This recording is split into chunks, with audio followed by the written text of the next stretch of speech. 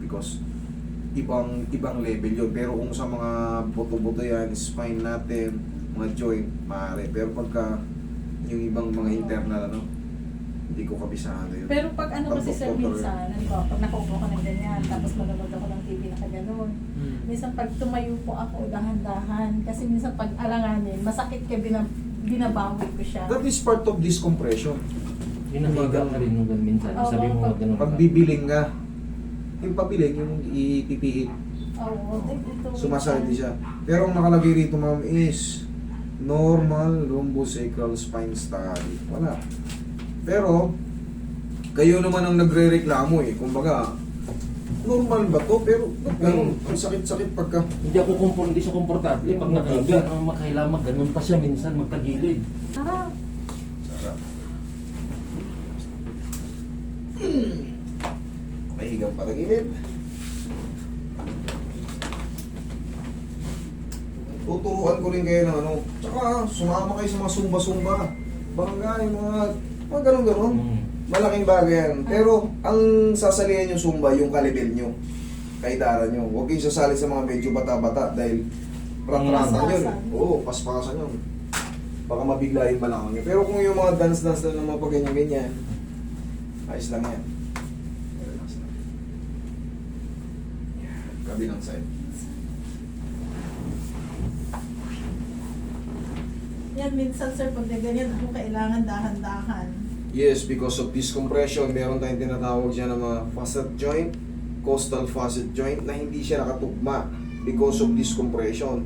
Kaya pag pihit mo ng gano'n, uy. Totoo. Pero pagka nakakilos ka na, Parang wala. Wala. okay na naman. Oo. Yun nga yun sa, hindi kasi kita sa ano, kaya nag-normal ka dyan. Pero pagka, ano, sa MRI, yan, detalyado yan. Pero, ang katotohanan ng MRI, medyo may, Kapahanan. yun. Yun ang totoo. Kita pa. Hindi lahat kaya yung MRI. Mas unahin Excuse mo. Sige. yung mga ibang bagay. Kasi ang, Gilid niyo po yung kamay. pag with contrast, abutin kayo ng 20 mil.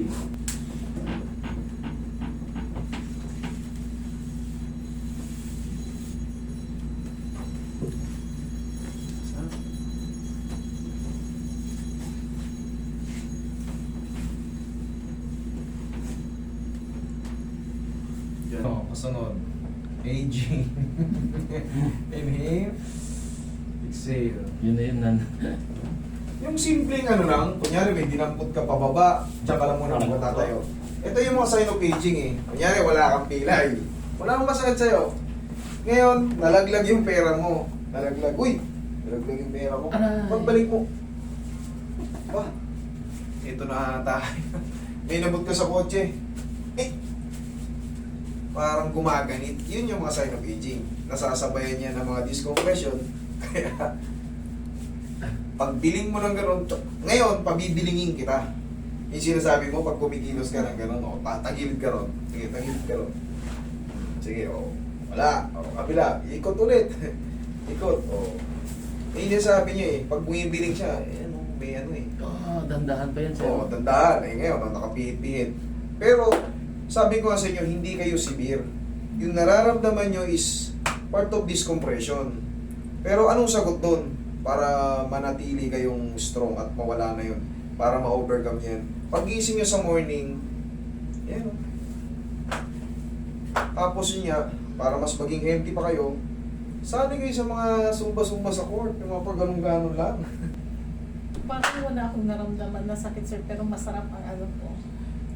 Gaya ng sabi niya, hindi. Ang ibig ko kasing palabasin, baka kasi natatakot kayo, ano ba yung pinalalagutok? Baka masakit. Ay, hindi. Hindi po siya masakit. Pero kailangan tama yung pagpapalagutok. Tama yung posisyon. Okay? Kasi pag mali ang posisyon, pag lumagutok, hala, ayaw na. Ayaw na bumalik. O, dahil tumutunog. O, may masakit ba? Wala naman. Okay, ma'am? O, tayo kayo. Ito yung pinaka palagi kong inire-remind sa inyo sa mga galing sa mga back pain. 1, 2. 1, 2. Yan lang. Okay? Every morning po. Every morning. Huwag mong damihan. Isa lang.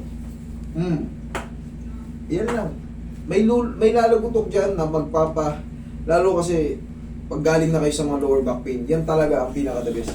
Nakita nyo ba lagi ko minumestra yan? O ba't ayos naman balakang ko eh? Nagbubuhat ako ng mabibigat na tao rito. Okay? Palagi pa akong ngawit kahihilot. Pero, kita nyo, na-overcome natin because of movement na yun. Ang lower back talaga yan. Yan din yan, pag pinahiga ko kayo, ayan o. Yan din yan o. O. O, di ba nakahiga kayo, kasi nakahiga ko. Yan din yan o. O.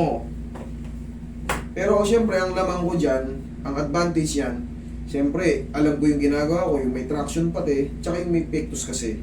Pero for the meantime, pag-aralan niya yan. Lalo kung na-over, galing na kayo sa mga ganito. Okay? Thank you.